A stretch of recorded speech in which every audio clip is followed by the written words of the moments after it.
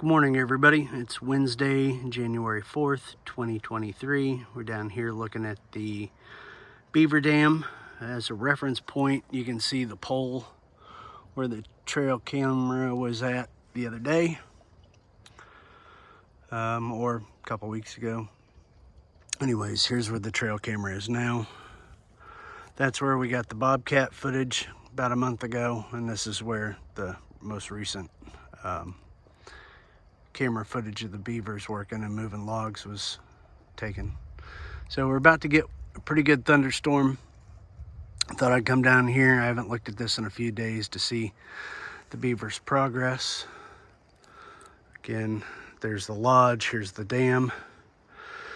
What he's been doing though, he or she, there are two of them, is over here is where all that dirt was pushed up.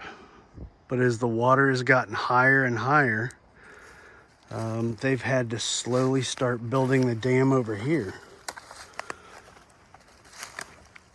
So you can see where the water's tried to work its way through. I'm gonna get kind of low to the ground here to give you an idea of how high that dam is. It's probably about 1.5 to 2 foot high. And he's just slowly built that up over the past couple weeks to form this even larger beaver pond. All this water's trying to find its way back to the creek. If we get the amount of rain they're saying we could get, but I don't think so. You know, the water's going to overtake the dam, and then when he hears a leak, that's where he goes and works and starts repairing right away, is our understanding. But little guy's definitely ambitious, and he's been busy. It's pretty cool. Again, it's on the edge of our property, so say let him be here. This has been really neat. I've never seen anything like this in my life. It's pretty cool. So again, even though we had a thunderstorm come through, there's a decent amount of rain, but nothing really bad. A lot of lightning, some pretty close lightning bolts, and some loud thunder, but all a pretty good day afternoon.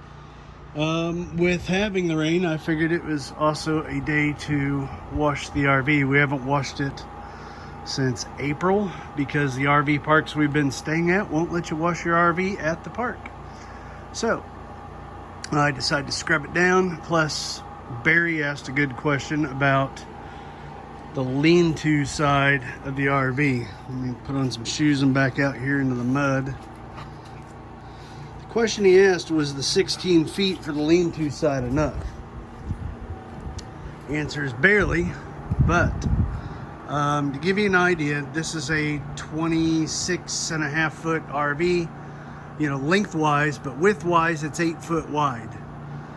With the slide out, that's another 3 feet. Now, RVs are going to vary, I'm sure, but that's what ours is, a total of 11 feet.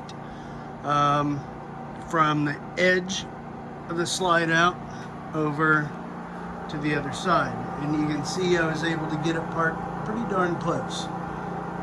All of our water connections back here. This being a 16 foot slab, you have 11 feet to play with, but then you've got your stairs coming out. So to answer Barry's question, 16 feet was enough. We wanted to go more like 18 to 20. But the guys in the company we built or bought the metal building from said that the maximum distance of these joists or trusses, whatever, again, terminology is not my thing. But either way, that span can't be any more than 16 foot for the slab. So yes, that piece of metal is a lot longer than 16 feet, but I'm talking 16 feet from the edge to the building was the longest they could do as far as the span goes. You obviously hear the generator in the background with the weather that came through. They didn't put the power in today, So we're still kind of roughing it here with the generator, but it's all good out here at Deer Run Farm.